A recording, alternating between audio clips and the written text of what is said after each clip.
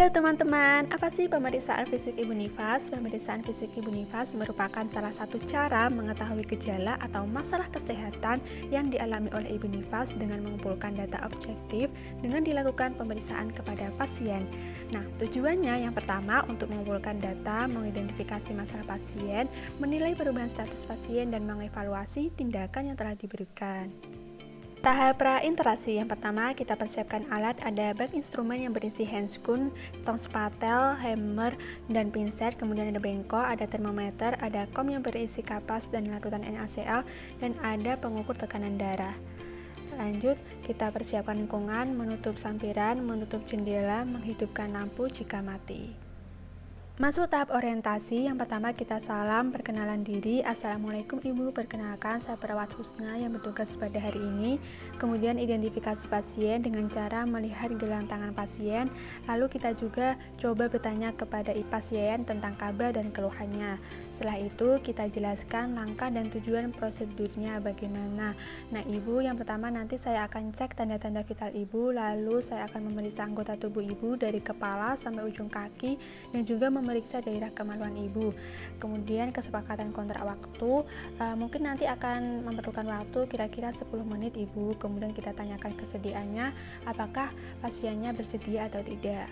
Oke, lanjut tahap kerja. Yang pertama di tahap kerja yaitu kita cuci tangan 6 langkah, menjauh dari alat.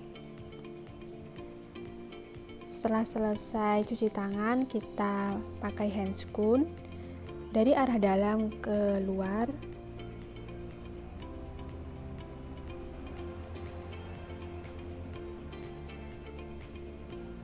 Setelah selesai, kita mengecek tanda-tanda vital, yaitu yang pertama dengan mengecek suhu menggunakan termometer. Kita bersihkan dulu dengan tisu, tapi kita coba tanyakan kepada pasien apakah bisa sendiri atau bantu.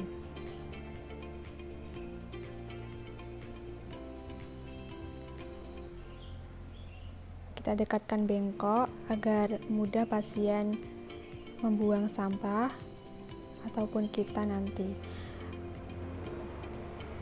Lalu kita mulai sambil mengecek suhu, kita mengecek tekanan darah.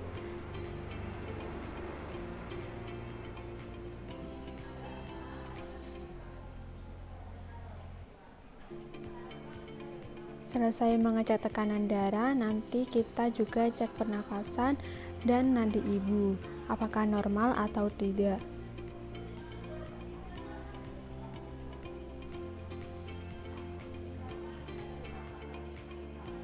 Di sini didapatkan hasil pengukuran tanda-tanda vital dalam batas normal. Hasilnya pada suhu 36,7 derajat Celcius, kemudian tekanan darahnya 100/80 kali per menit, pernafasan 24 kali per menit, kemudian nadinya 90 kali per menit. Kita sampaikan kepada ibu bahwa semuanya dalam batas normal. Lanjut pada pemeriksaan fisik, kita mulai dari rambutnya. Kita tanyakan kepada pasien berapa kali keramas dalam seminggu. Kita cek kebersihannya, jenis rambutnya, tebal atau tipis, lurus atau ikal atau bergelombang. Kemudian kita cek dari alisnya, kemudian dari mata menggunakan pen light. Kita lihat simetris atau tidak, kita lihat kebersihannya, kita lihat konjuntiva, anamis atau tidak. Jika konjuntivanya pucat, maka menandakan ibu anamis. Kemudian kita cek pada hidung kebersihannya, apakah ada sumbatan dalam napas. Kemudian kita cek telinga juga bersih atau tidak menggunakan pen light. Lalu kita cek pada area mulut menggunakan tong spatel. Setelah itu kita periksa pada leher ibu, melihat apakah ada pembesaran kelenjar tiroid atau kelenjar limfe. Lalu lanjut pada pemeriksaan payudara. Dalam pemeriksaan payudara, kita inspeksi terlebih dahulu mengenai bentuk payudaranya simetris atau tidak. Kemudian ada kemerahan atau tidak, keadaan putingnya pecah atau tidak.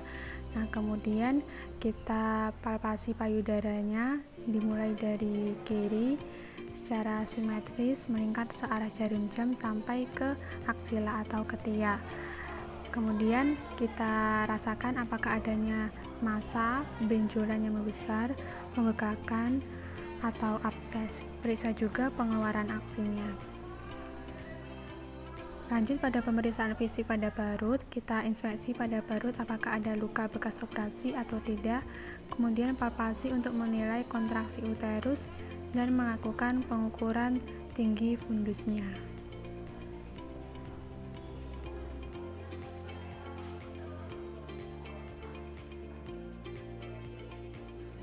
Lanjut pada pemeriksaan daerah genitalia, kita sebelumnya beritahu tentang prosedur pemeriksaan genitalia pada pasien. Nah, kita posisikan ibu untuk dorsal recumbent atau posisi kaki menekuk seperti orang yang melahirkan.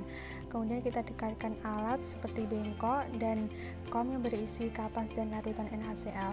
Kita periksa jahitan episiotominya ada atau tidak, bagaimana keadaannya. Kemudian periksa lokea yang keluar.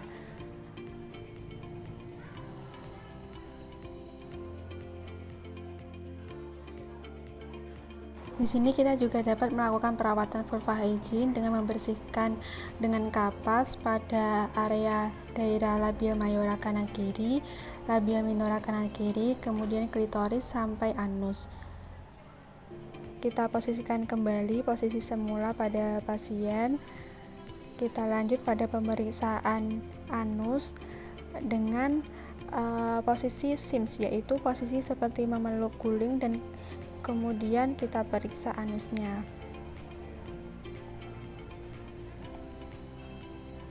Jika sudah selesai, kita posisikan semula pasien.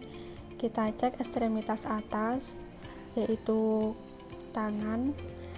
Kita lihat kebersihan kulit dan kukunya. Kita juga cek apakah ada odem atau tidak.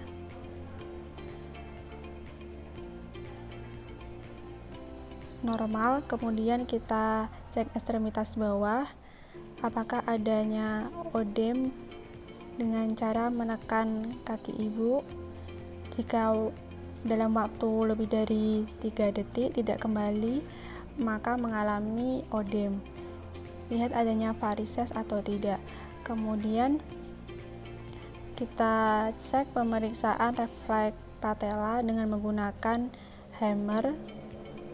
Posisikan ibu dengan duduk, kaki menggantung.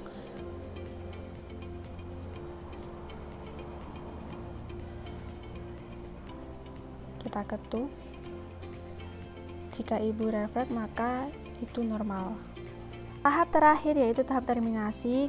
Di sini kita melakukan validasi respon pasien setelah dilakukan tindakan.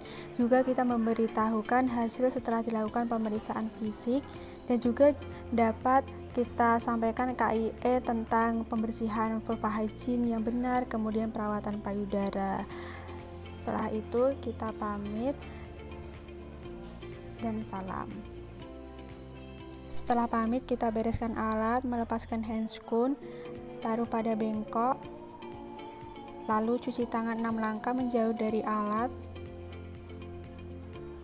Selesai, kita buka privasi pasien dengan membuka jendela, membuka sampiran, mematikan lampu jika nyala.